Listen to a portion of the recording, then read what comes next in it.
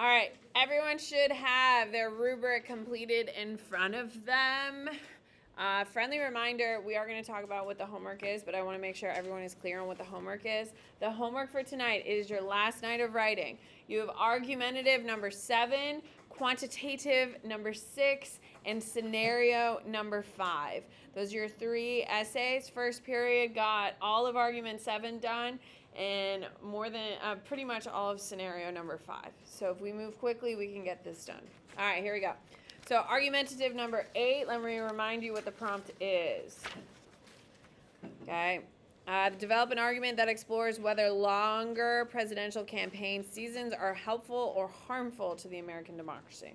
All right, so what I'd like you to do is I would like you to read their thesis paragraph and score. Read their thesis paragraph and score. Do that now, please. Okay, I had a lot of people lose points because they had really weird groups. So, who can read their thesis sentence? What do you got, Haley? Longer presidential campaign seasons are harmful to American democracy because of the increase of influence of interest groups, extended negotiating of the media, or negativity of the media, and the voting of American voters. Boring. Boring. Boring American voter. Fine, I'll take it. I'm interested to hear the last group. What do you got, Patrick? Longer presidential campaign seasons are harmful to American democracy because it is a tiring process for the candidate. Bums out the electorate. Bums out. Are we using bums out in an official AP essay? No, it was birds. I didn't say That's funny. That's funny. Keep going, Patrick. I like bummed out too, though. burns out the electorate and allows more time for scandals. There you go. Okay. All right. Perfect. All right. Let's read content. Look at my rubric real quick. I want to make sure. I'm telling you right now, they're not going to get perfect scores. This is the first one they've done. I'm telling you they're going to lose points on tying it back to the prompt in sentence 3. Now, am I exactly expecting sentence 3 to be exactly that? No, there's flexibility, but essentially they have to tie back the answer directly to the prompt. They have to have evidence. Evidence is not a document. A document is a document. So they should have said a vocab term, a key term, something beyond the documents. And people have been forgetting that all day. So you should be reading content paragraph 1, please.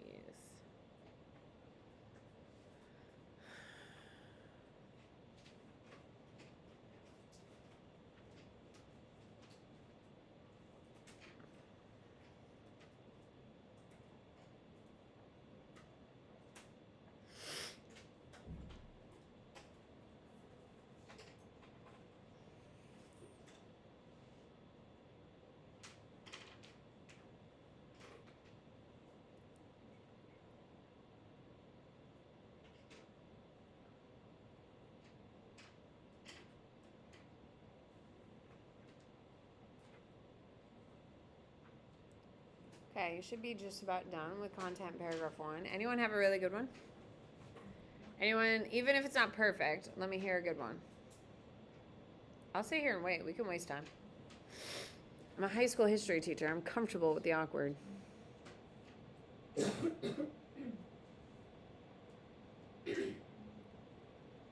right, Mia, let's hear it. Yeah. Longer presidential campaign seasons are helpful to American democracy because it ensures that citizens become more familiar with the available candidates. If we had a shorter campaign season, we wouldn't be able to gain a complete understanding of their position or their plan for office. With longer campaign seasons, we can absorb all the facts of their history and get a glimpse of how effective they will be in office. Longer seasons, voters can see if there is anything to the candidates besides just their sweet words. Article 2 of the Constitution creates the Electoral College. The Electoral College representatives from each state informally cast ballots in the presidential election to ensure a responsible candidate will be chosen. Fine, they don't have evidence. That's the only thing. I wouldn't say they had evidence. Because when you talk about the creation of the Electoral College, that doesn't score as evidence. So that's the only thing. It was good. Anyone else? All right, let's go to content paragraph 2 then.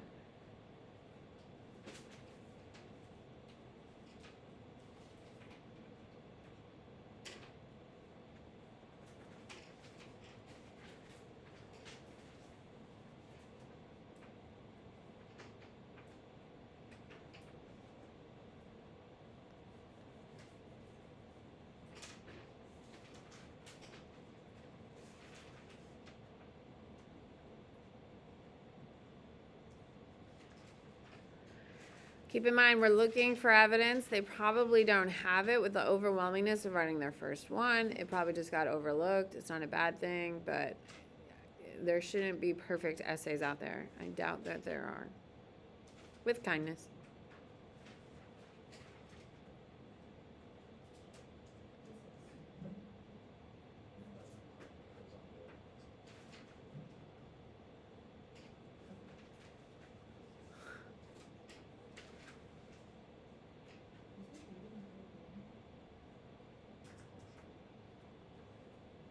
What?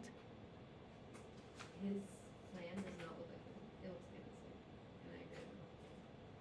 Wait, hold on. I have it like. Yeah, no, that's fine. So the plan is on the back. Yes, Colin. Okay. No, except the Constitution. But they can't talk about Article 2 multiple times. They can talk about Article 2 in the Bill of Rights.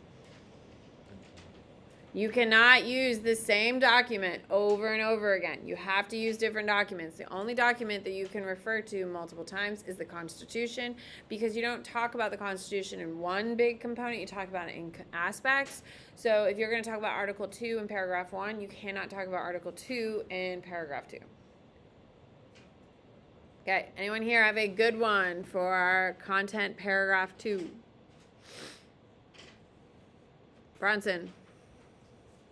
Longer presidential campaign seasons are harmful to American democracy because long elections result in more political polarization. Political polarization is the increased division between political parties, Republicans and Democrats, which often results in ineffective government. Lengthy campaigns are often targeted at the opponent to defame their character, pushing a party rivalry on American voters, in which the end purchase democracy. With this increased polarization, the government has become less effective as parties will not compromise with one another. An example would be failing to approve 2024's budget in both branches.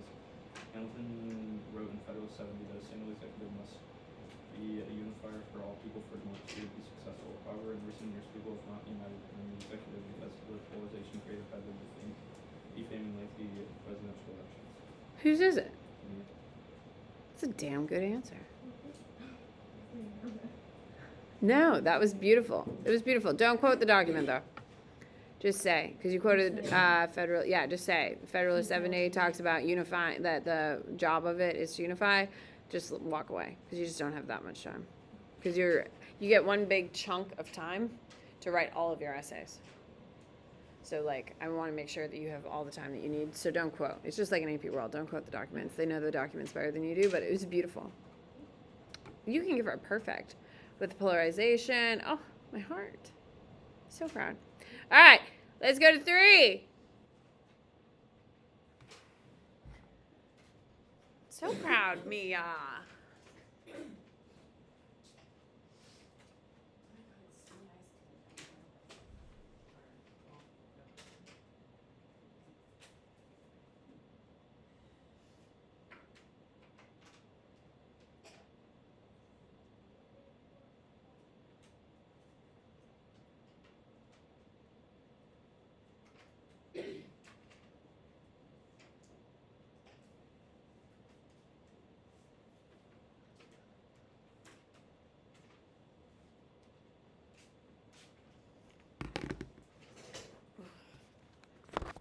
All right. What do we got? Anyone got a good one?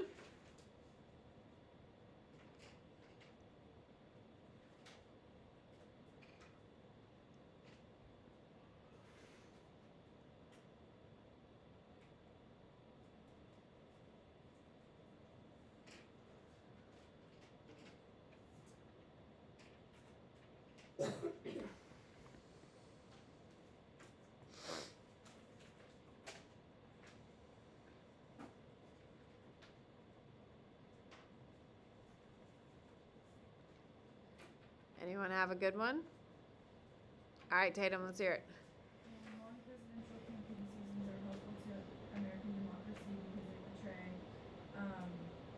democratic awareness. Democratic awareness helps us understand the full opinion of the candidates, and the lengthy time of campaigns allows people to thoroughly do their research. This makes it more helpful towards the democracy. In 2016, many fact checkers found that in both candidates and like I'm getting the idea. Okay, there's like 2 words. I don't. That's fine. but it's fine. Okay, so, using all the time given to them, citizens can make the most informed decision they could. Federalist number 10 states that actions can win elections. Okay, wait, I might be butchering this. They can't win Wait, Ryan, elections. is this yours? Yeah, I kind of went on a random like this. No, but he like hit all the points really well. And then, but when elections are You got a fan over there. I hope you see. Your girl's got your back over there. But when the elections are long, people can research themselves, thus overruling the factions and winning the elections. I skipped over whole parts because I couldn't necessarily read it, but I it knew was. what I was trying to say, I just couldn't write it on paper. Like, Well, you don't get points if it's not on the paper. No, it was. He did evidence. He did document number 10. What is his evidence? In 2016. It was Oh, you're like- right. You're right. You're right. You're right. Yep. You're right. And then in the third sentence, he took it back to the prompt. She is ride or die over there. Do you see this? This is your ride or die over here. I feel bad now. No, you're fine. You're It fine. was really good.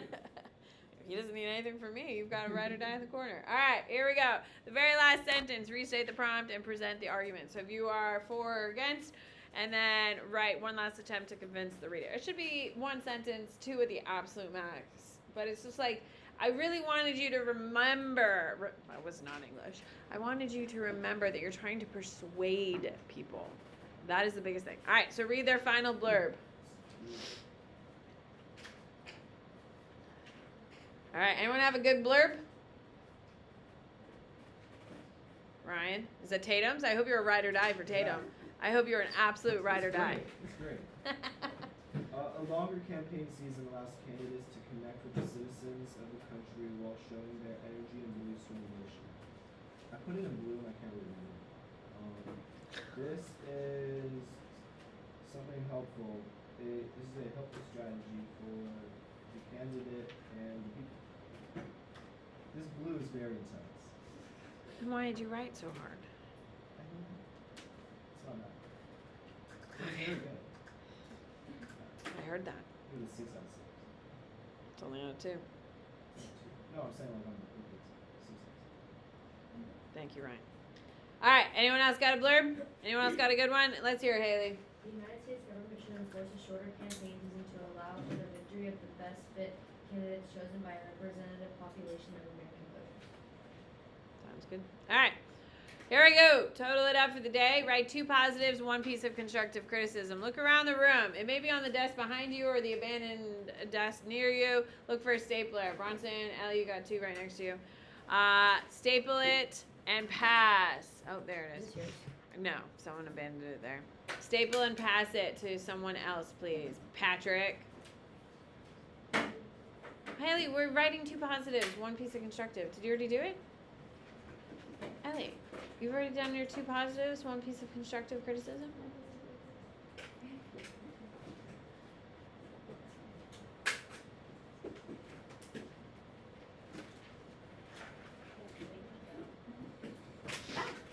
All right, you should have 2 positives, 1 piece of constructive criticism. Hand it back to the person who owns it and tell them how they did. Like, speak to them, Ellie. Speak to them.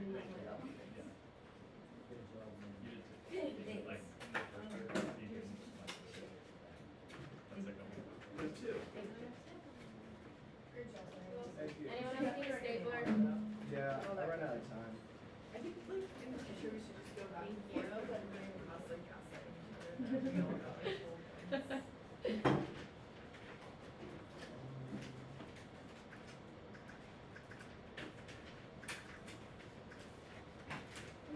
What's up? Yeah, of course. All right, here we go.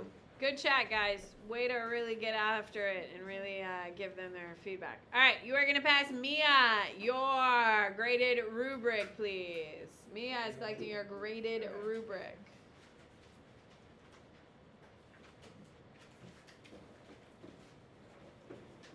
Okay. Ryan is going to collect your ungraded essay. Ryan is collecting your ungraded essay. Colin, why don't you wait till you get a bunch instead of handing every individual one? Why would someone want that? Okay. Here we go. Take out 2 blank sheets of paper and your prompts, please. Let's knock some of these out. What do you got? For like the documents, like you don't have to use all 3 of them. You can use a different one. Yeah, you can. You just have to use one that they provide. Okay. All right, here we go. Take out your prompts. Let's work on argument number 7. Friendly reminder. You have argument number 7 for homework, quantitative number 6, and scenario number 5. So let's look at argumentative number 7. All right, here we go. In the United States, linkage institutions can connect citizens to the political process in a variety of ways. Develop an argument that explains how one of these linkage institutions, the media, interest groups, or social movements, has the greatest influence on political participation. So the biggest thing here, ladies and gentlemen, is political participation. So getting people involved.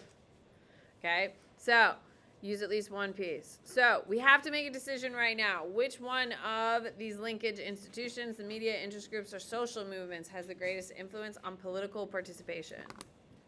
Political participation. Which one? Sorry. Okay, so what are you going to use for an example that gets people into voting for political participation? I just think that one is really hard because I agree. I think media is the most influential, but how are you tracking it to political participation? Because we know the voting rates are decreasing. Colin? I would do social movements. I think social movements is the easiest one. Here we go. So social movements. Oh, of course you're going to write argument number 7. And I would write social movements have the greatest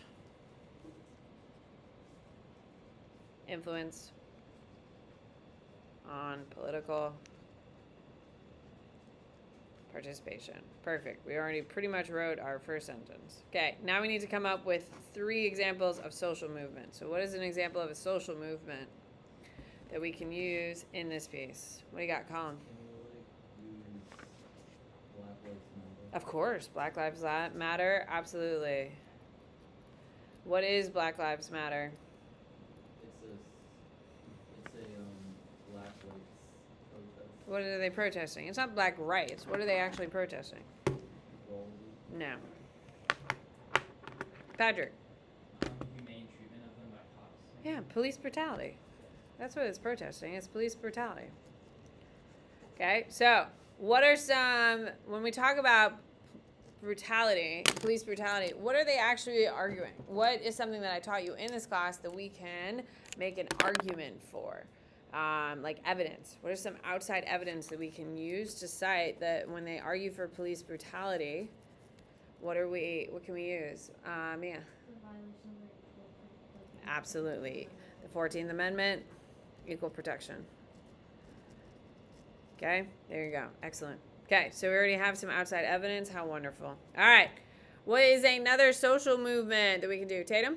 I actually have a question. So Sure.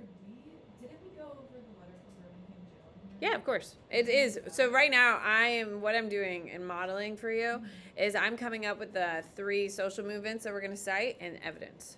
Oh, okay. So yes, this is part of our thing, part of our documents, of course, because it's part of the Constitution. But if we use letters from Birmingham, we could cite something else for sure. So we'll do documents below. Ryan?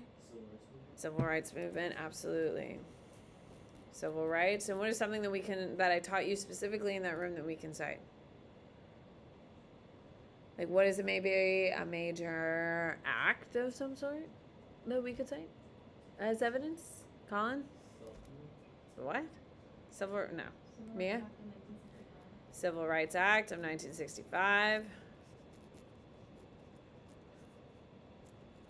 Okay, and who is the president that signs it? No, JFK is already dead. He got shot in the head about 9 months before. Sorry for that. So who comes up after him? He's also the Great Society. Yeah, guys, come on. And there's a really good documentary about Lady Bird, and you should watch. It's my content to a T. All right. What is another movement? Bronson. The protests against like the Vietnam War. What are you gonna cite though? The civil rights case or Well, you already used civil rights, so the that'd be Supreme hard. Court case, Tinker versus Miller, but that's with the armed rights. It's not a social movement though. You know what I mean? Like it's hard. There's no finishing point, right?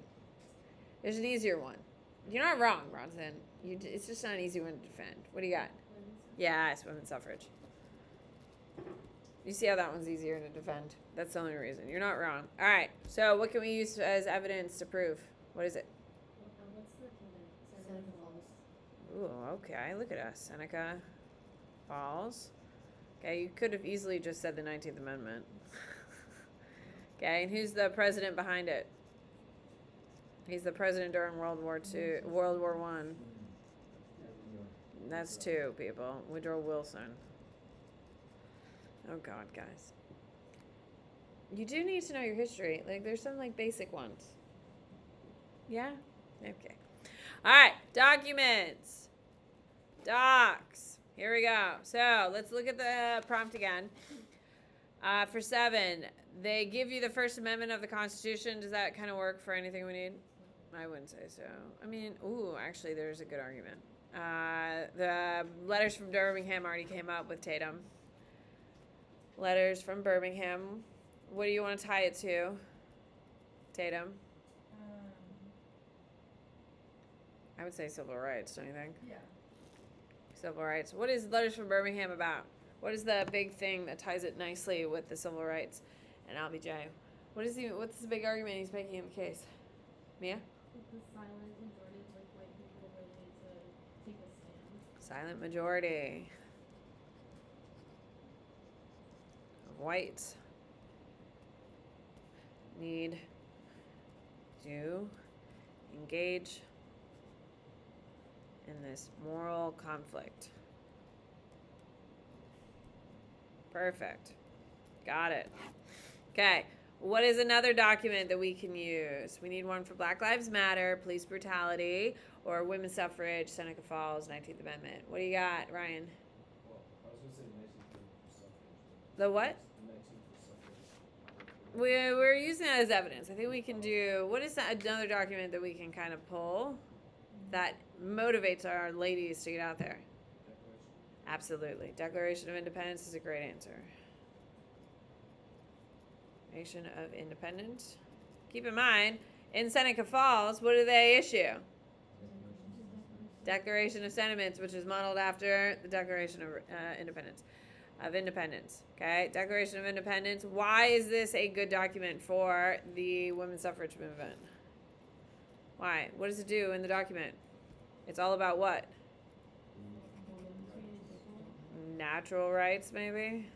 Yes. Natural rights, and it lays the foundation for the American experience.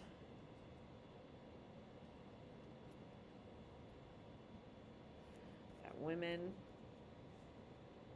are entitled to.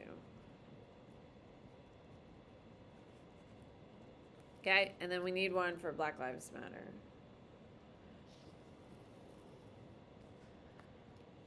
What do you got, Mia? It might be weird, but like, could you use the First Amendment? I think the First Amendment is a bomb answer, and what To specifically? assemble? Absolutely. First Amendment, freedom of assembly. Absolutely. Absolutely. It's a bomb answer. Okay, so what we've done is we have written essentially your first sentence.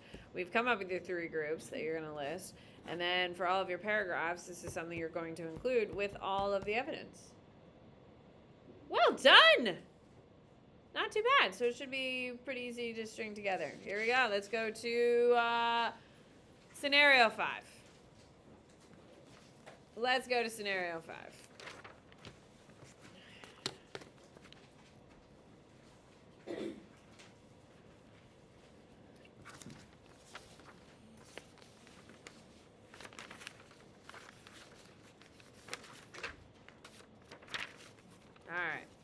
explain. The United States Constitution has endured for more than 2 centuries as the framework of government. However, the meaning of the Constitution has changed both by formal and informal methods. A. Identify 2 formal methods for adding amendments to the Constitution. All right, what is a formal way we can add an amendment to the Constitution? Ryan? Is it like a convention? National Convention, absolutely. A national convention. And anyone know what the vote is? 3/4, absolutely. You passionate about conventions here, Brian? First period, we had to think about it. Okay. What is another formal way? What do you got, Colin? 2/3 in both houses of Congress and then 3/4 of states. There you go. 2/3 Congress and 3/5, right? Yeah. 3/5 of states. 3/4. 3/4. 3/4 of states vote to ratify. Perfect. B. Describe 2 informal methods that have been used to change the meaning of the Constitution. Provide 1 specific example for each informal method you have chosen. Mia? Executive actions work? It's like not referring to Yeah, for sure. Executive actions work. Isn't Obamacare executive action? No, it's not. It was through. Colin? What about like judicial review? Well, judicial review is a bad answer because it's not the answer. So like didn't It's what? It's not judicial review. It's Supreme Court case. Yeah. So Supreme Court is how we change the meaning of the Constitution. It would be an example of a court case, Colin. There you go. Do you see how that's how the answer would work through? Marbury versus Madison. Okay. So, what would be an example of an executive action that is going to change how we view the Constitution? If you can't do it, Mia, I see you scrolling. Rude as hell. No, I'm trying to find an executive Oh. action. That one's a little tricky. So, what is another way that we can change the way the Constitution is viewed informally? It's not just 2 ways, just 3 ways I can come up with. Ellie? Yeah, it's passing a law. All right, what is a law that will change the way we interpret the Constitution?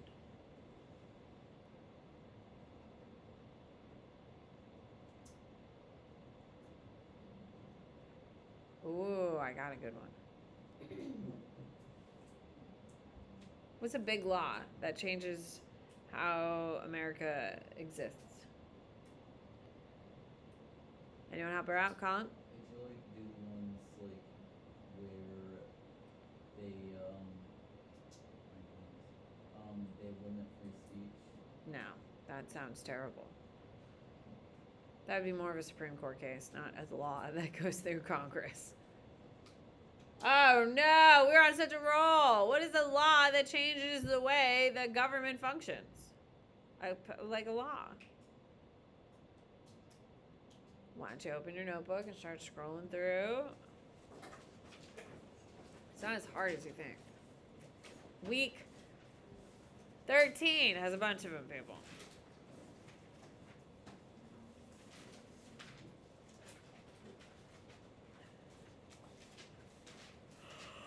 Oh, God. An act. Give me an act. An act is an act of Congress.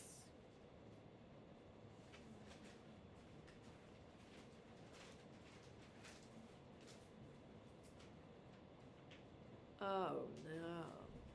Bronson. What's the one they were going after, though? Welfare, Social Security Act, people.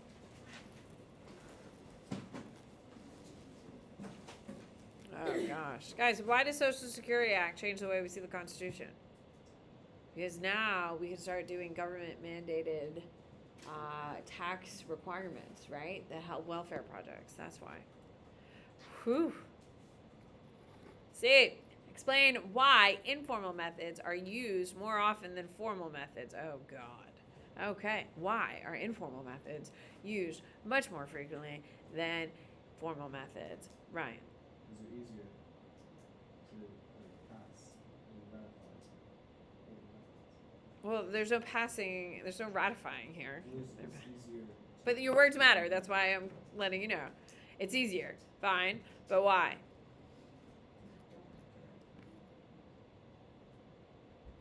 But you're not telling me why. You're just saying because you don't have to ratify. Okay, but why is the ratification process hard? You're not answering the question. Megan. That's more efficient. Because of party polarization. Party polarization would be a better answer. Party polarization stops Congress from being efficient. There we go. Do you see how that's a better answer? Hello? Didn't say. It's easier. Why? Because of party polarization stops Congress from being efficient. All right. We just need one or two. Identify and explain 2 ways President. Oh, no, 5. Explain why informal methods. Okay, perfect. Scenario 5 is done. Now you're getting greedy, girl. How much time do I have?